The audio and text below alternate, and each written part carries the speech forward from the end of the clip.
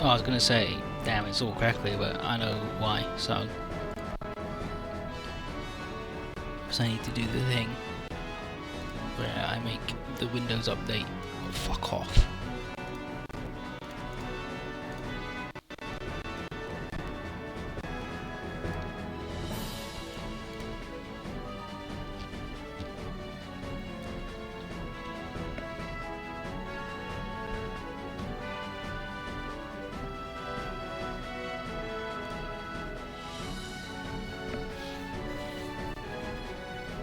Right then, I have to chop up the bit. I have to chop up the bit on the thingy, upload it direct from Twitch because the recording, obviously, of the start just doesn't fucking go. So, you know, I'll go into fucking hell. You know what? Fuck it. I'll just make Twitch do all the uploading. Fuck 'em. Won't record any of it, eat shit. But anyway, we're back to where we were, slightly different. Setsuna's not out on his own where he can get shot by like 2 10% chances and then fucking die.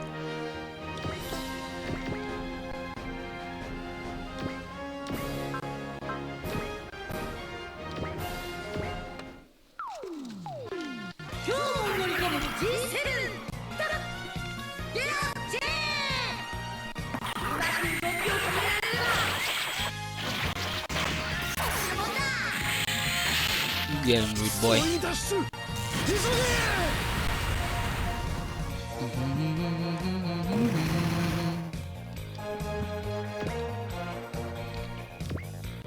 But anyway, we did it. Wow. Then bad dudes show up. We're like, oh shit. It's AEU? Nope, it's not. Don't worry about it. It's the PMC Trust. They're here. They a bunch of bullshit. They got Australian guys. Blah blah blah. Oh, it's the Red Shoulders Commander, Riemann. And then Johnny knows who they are because he's read about them in a men's magazine.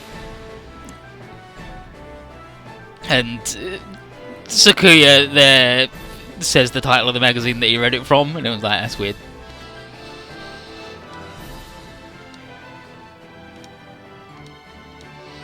And everyone's fired up to do it and play the hero. Let's do it. Because it's our turn, we can actually look at them. Riemann is alright. Do we have a scan? Yeah, we got a scan.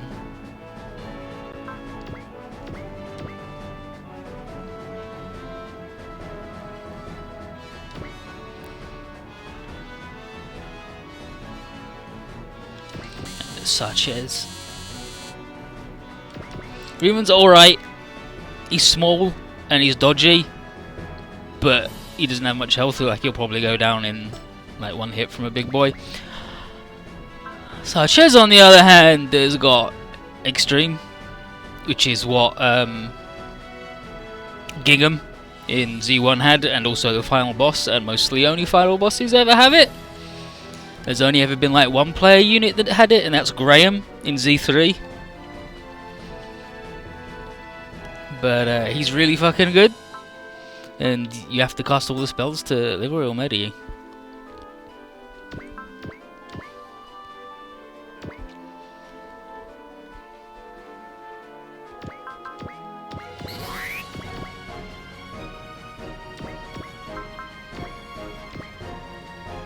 See, and these dudes are good enough that Setsuna can't support himself.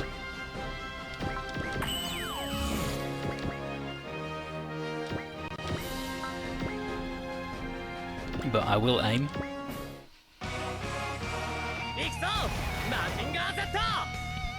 And with the strike, then Koji can take all these dudes for days.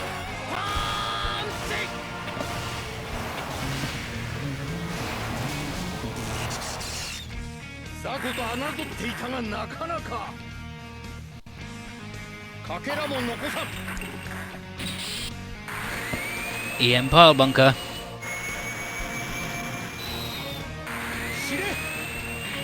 Die.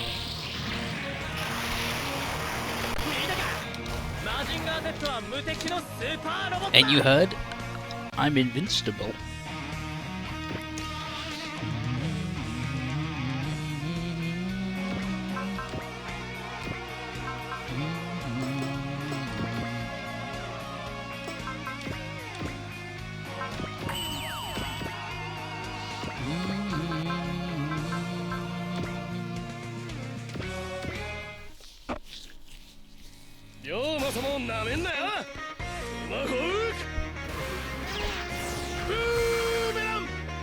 You go get him, Rama. Impossible! How could a robot 3 times my size kill me?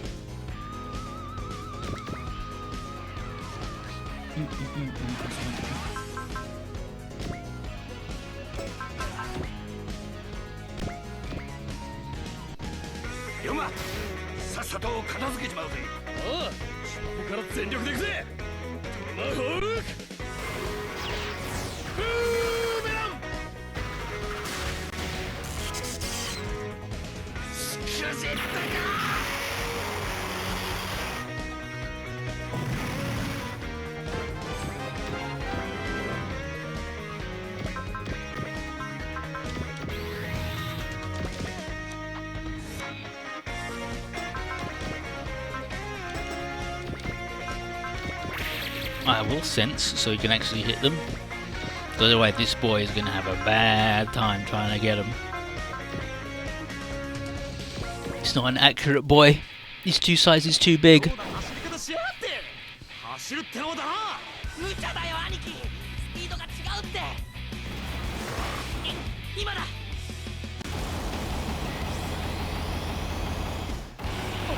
The speed's all wrong, bro.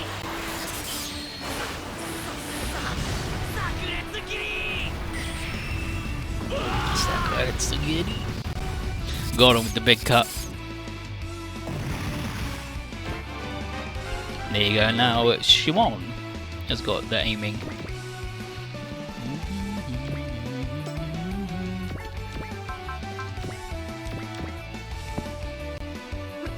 I was him against the big boys because he can take it.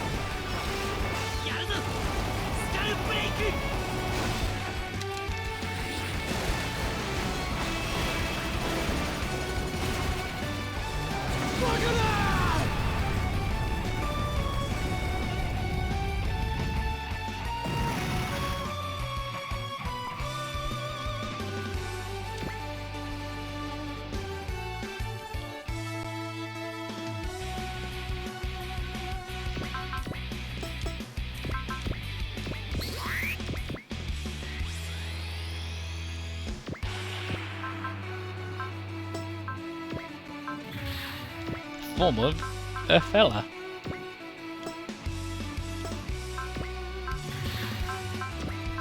Yeah, we'll stay as plane. The plane has got 1 square better range on the missiles.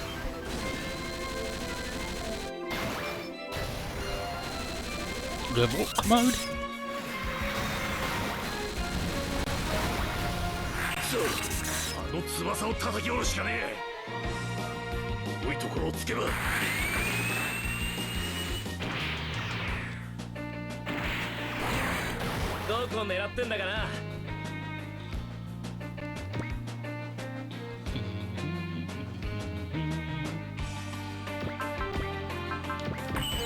And despite being small herself, Callan definitely needs strike against these guys because she can't aim for shit. Because she's a big lady.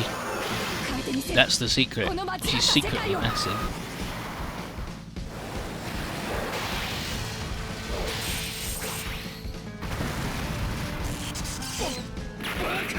Like she hits and takes damage.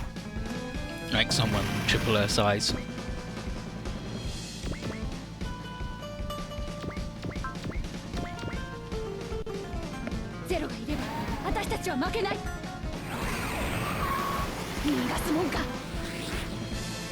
I'll show you a hero. Whomp.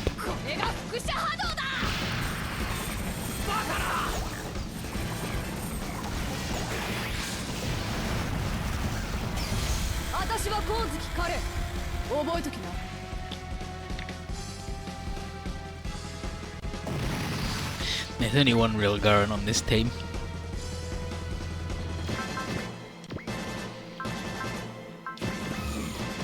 Yes. He's got a... well, she's got a aim. Because this dude definitely isn't hitting fucking anybody without it.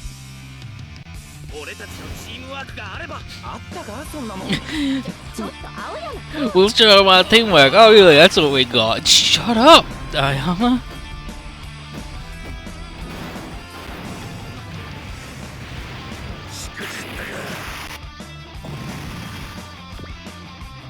However, I'm died.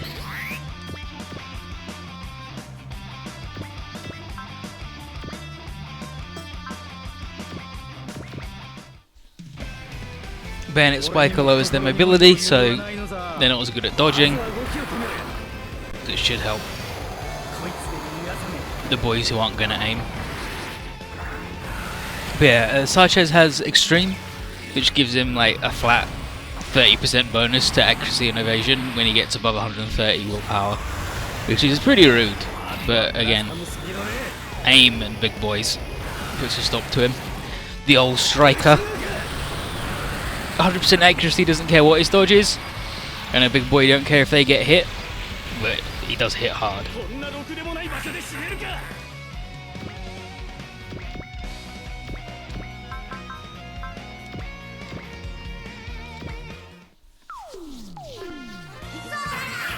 Let's go, Trider.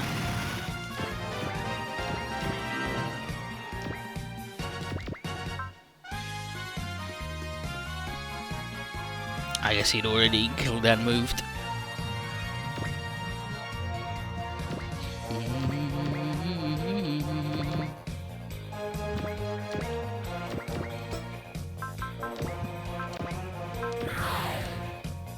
Turn into big boy.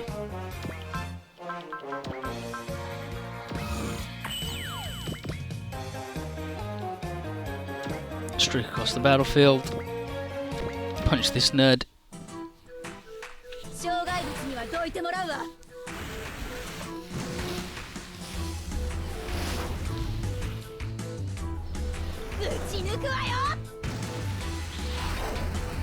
Gonna bust through. And he did again. When that robot's about as big as your hand, it's pretty good.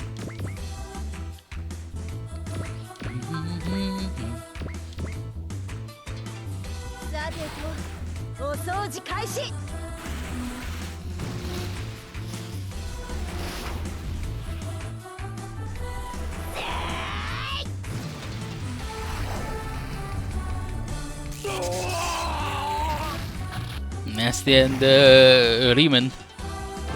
Riemann? Whatever. Kurakokuri, I'll get you next time.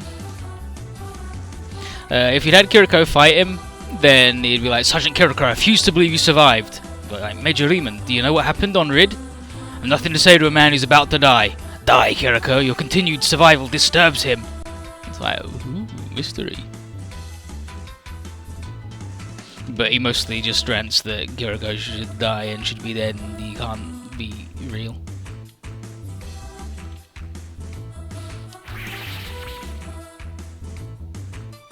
Riemann in the red shoulders, the cursor that follows me.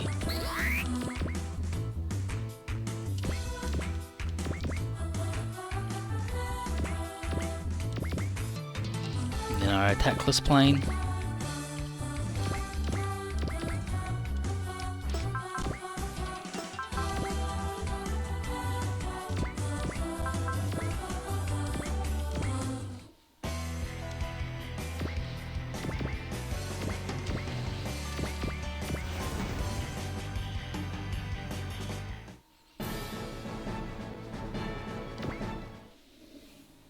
Here comes the dreidel boy.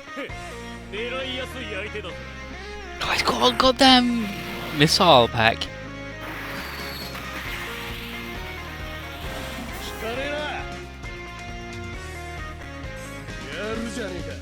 Light show.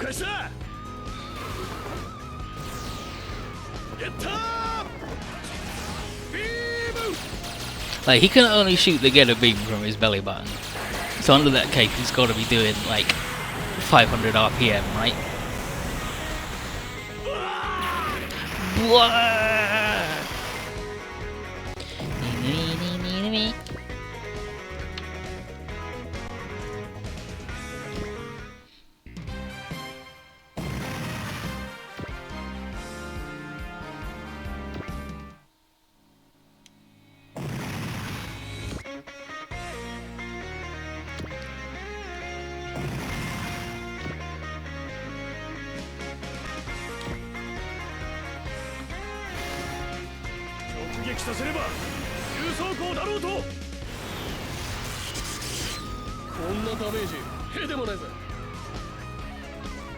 What huge damage.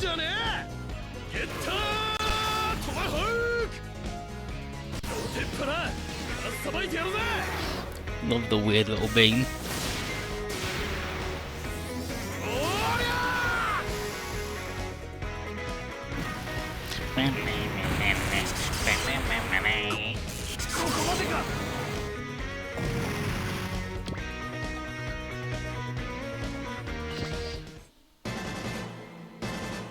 Oh, Bruno has also been doing MX, and he found an unused portrait for Lady Gandal, which, if you remember, there's Gandal, who was part of the Vegan Empire, and he had a face, and his face would open up, and a tiny lady version called Lady Gandal could come out of his face like a cuckoo clock.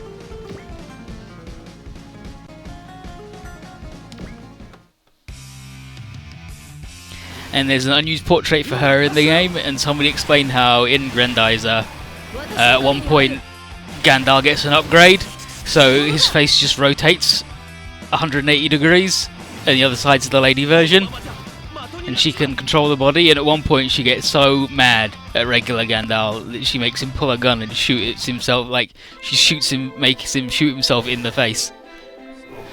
So it's damaged and he has to turn around all the way, and then she's in charge forever. And it's like, you know what? The 70s was a wild time. Skull 4, going in.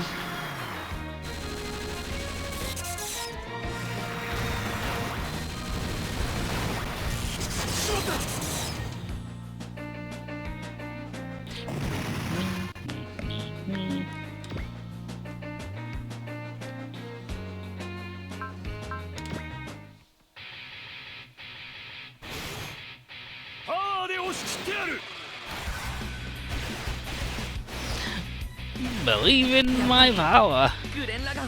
Can't even hit Gurren Lagann. I mean, admittedly, he had like flash from Senson, so he was gonna dodge the next attack. But come on, dude. He's like 13 years old and bad, and in a giant robot made by a man who lived underground until like a year ago. Admittedly, Leron's a fucking genius.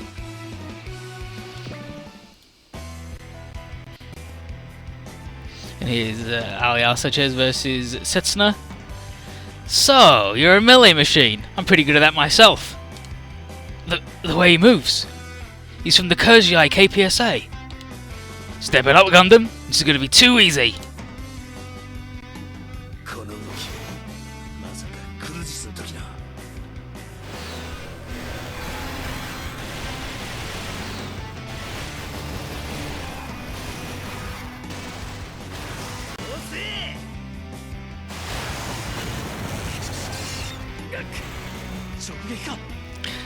It's a strong attack.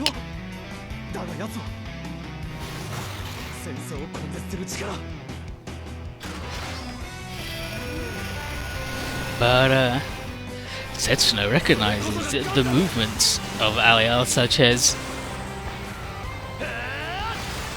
What could this mean?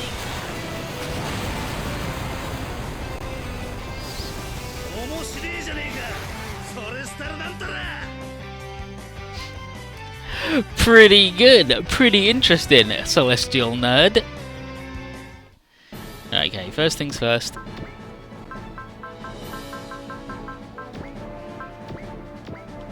Johnny's gonna make that dude do less damage.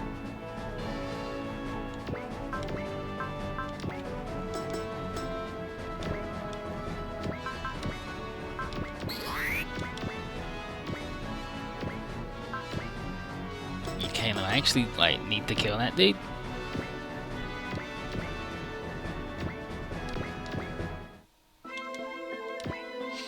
But with Crow. So we can go again. And then he'll attack the guy with the... Okay, he's got a bayonet spike, never mind. Let's land then.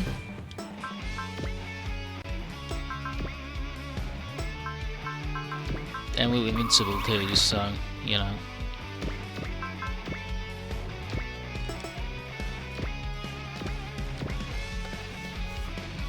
And now here's Alias says, that's the new Axion machine. If I capture that, it'll sell for a ton. Now I can hear you, Mr. Merc. And my business is making money on my targets, not for them. But now that you mention it, the combat data on your custom mech is going to make my payday. Fucking Crow. He's got a... Hail Mary! Fucking Crow. I love that dude. He's a wild dude. If we had Duo here in the Death Scythe, then he'd be like, ah, another Gundam! It's a Gundam party in here! And Duo's like, well, aren't you a barrel of laughs?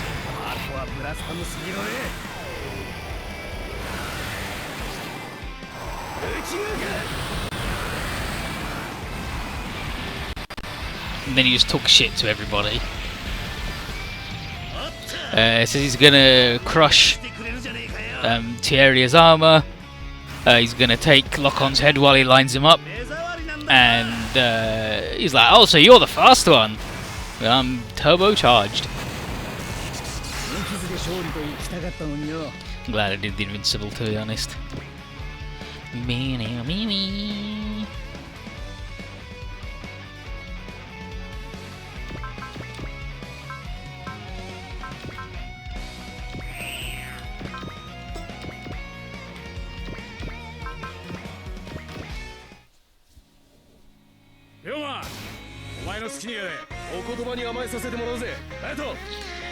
Thanks, Yoma.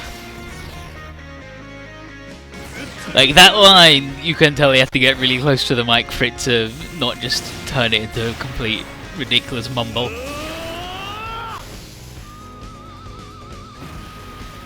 But I don't know, maybe...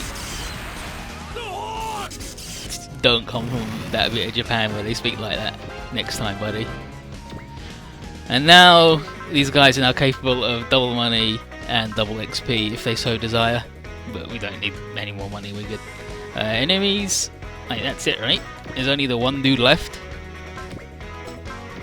Yeah, just the Enact Custom. Thank you, Ikoi.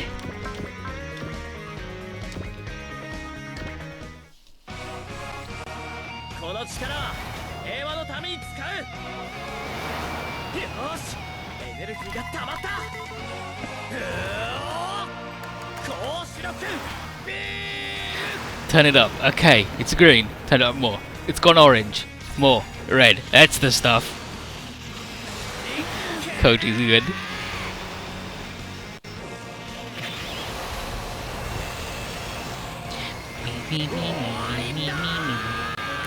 This is the end.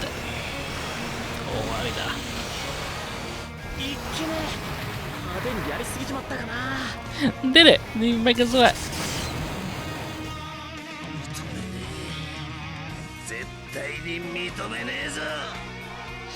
Absolutely sick of you. And we got the EAN region part and guard. Very nice. But Ali also just like, oh, well, you know what? Let's pick up this party some other time. And flies away. Tetsuno recognizes his technique and gives chase. And everyone's like, yo, Tetsuno, chill out. But he flies over.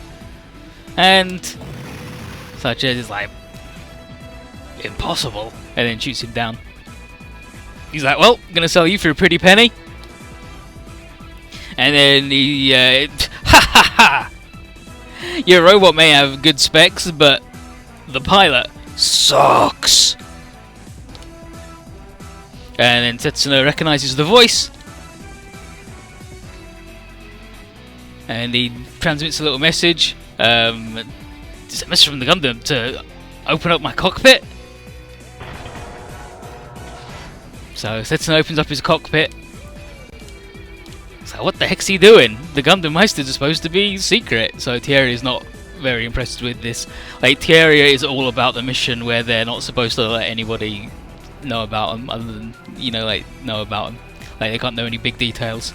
And such is like, that, what? My opponent's just a kid? You gotta be kidding me. But that doesn't stop him pulling his gun on the open hatch and about to blow it up. And he's like, stupid brat, just kill you now. Lock on, cover Setsuno. I can't, he's like too far away, I can't cover him now. But luckily, 2 other Gundams show up. And it's Quattro the Berber winner, who's came to join Zexis, and Troa Barton, who's Trois, obviously, because they're all numbered. Hero is first in Japanese, and then there's Duo, Trois, Quattro, the Sank Kingdom, Zex. But such is like, alright, well, fucking Gundams, I'm out, bye. And he's like, who the hell was that kid, that stupid brat, who the hell was that?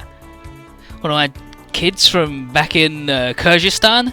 And off he goes. And Tetsuno is like, it's Ali Al-Sachez! Bah! And Thierry's like, Tetsuno, you are not fit to be a Meister! And Tetsuno doesn't care. Bam, bam, bam, bam. And we've got Quattro and Troa. If they'd been allowed to fight, then they would have, like, yeah, combat log 0034, log of Troa Barton. Got used to calling myself that. And then Quattro would be like, Zexis, colony Gundams who are fighting our fight. Could be truly wonderful if we could join forces with them, but we did it, and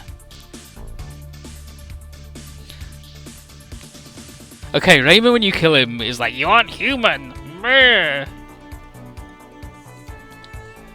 And Kiriko's like, I haven't escaped the nightmare, good. But yeah, these guys are like, we want to join, let's have a good time. Kathy asks if it's a good idea for the Macross Quarter to keep associating with Zexis, if we're just going to get stuck in fights like this. And Jeffrey says, any universe with humans in it will have conflict. The Macross can't pretend to have no part in it. And while they have enemies, they also have allies. And they'll always have more allies as long as they follow the path of the right and the just.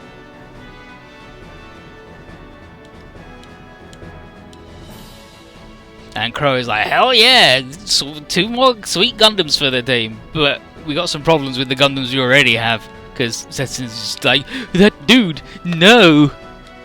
And Thierry, Setsuna FCA. Thierry ad. But he's ready to shoot him down if he does something stupid like that again. And Setsu's like, and lose the solar furnace? And Thierry says, if it's to protect the Gundam's secret. This is like, damn, but I'm Gundam. I'm Gundam. You're not Gundam, I'm Gundam. And so, here we go to the royal capital of Azerbaijan, which is where we were just doing our fighting. And this lady is Shirin? Yeah, Shirin. And there's Marina. And Marina Ismail is the queen of Azerbaijan. And she's just gotten word from Sharon, like her... I don't really want to say secretary, because she basically does everything, because Marina's fucking useless. But like, she does everything.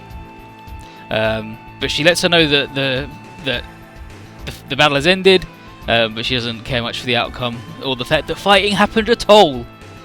And as queen, she refuses to take part in any conflict, and Sharon says it's naive idealistic policy.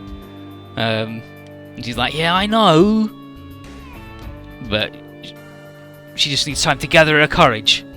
And Sharon's like, but there may be time the country doesn't have my lady. How you ran on? I'm feeling much better. I still feel shitty, but I'm alive at least. How you doing? And so, as the Ptolemy leaves, Lock-on punches Setsuna for showing his face to an enemy. When the mere existence, let alone the identity of the Meisters, is meant to be top secret. And he demands a reason. He's like, tell me why you fucking did it, dude. And Setsuna doesn't say shit, because he's an idiot. Tieria doesn't care. Guncock points it at him. And Lock-on's like, whoa, dude, whoa, taking it a bit far. I mean, I was down for punching him and yelling at him, but I'm not so sure about executing him. Whoa. But Tieria rants about the integrity of the plan, and nothing should be allowed to endanger it. Setsuna then says that he will not abandon Exia, and then points his own gun back at Tieria. And then Alleluia is like, hey Tieria, Setsuna was selected by Vader. You're not doubting Vader's reasons for picking someone, are ya? Like, no, I would never do that. But Tieria wants to know what reason that he picked Setsuna in the first place, and Setsuna says that his survival is reason enough.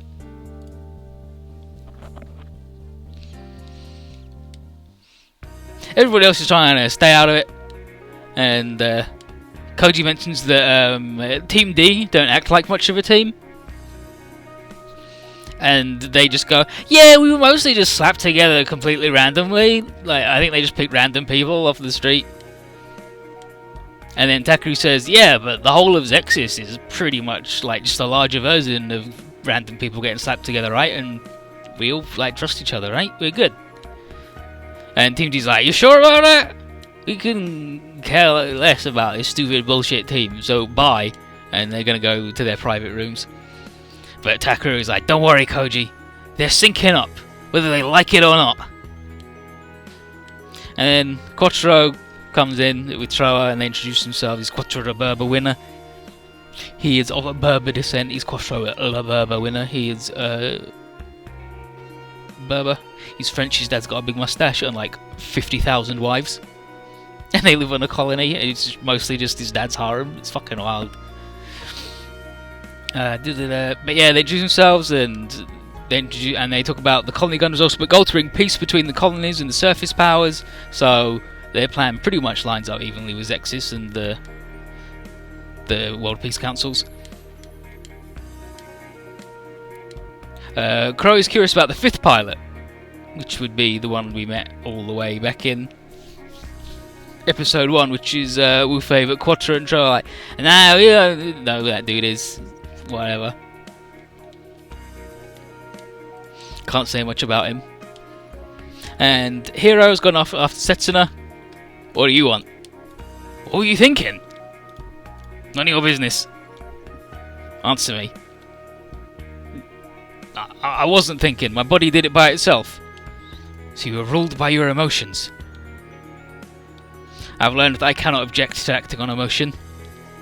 You... And that means they're friends. So, so we're like, wow, look at that. Really getting on with each other, huh? Really getting on as good friends. How about that? Rock on. But it looks like we're making changes in the world and our own members. And we're like, wow, we've set things in motion that we can't turn back from, for better or worse.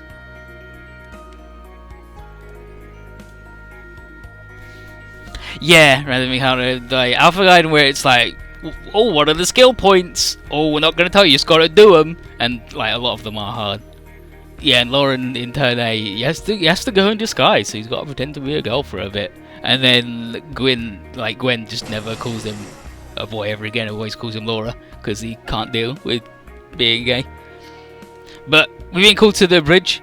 Chairman Roddick wants to talk to us about our next steps going forward. And he obviously knows what happened today, so what's he got up his sleeve? At the Oz headquarters in Paris is Lady Un, and there's Therese, Schneisel, and Alejandro. And they have to admit that Elgin's little army is a force to be reckoned with. maybe maybe it's enough to seriously like challenge the three great powers. And Schneisel is the Britannian representative, and Alejandro is the AU representative in our little thing.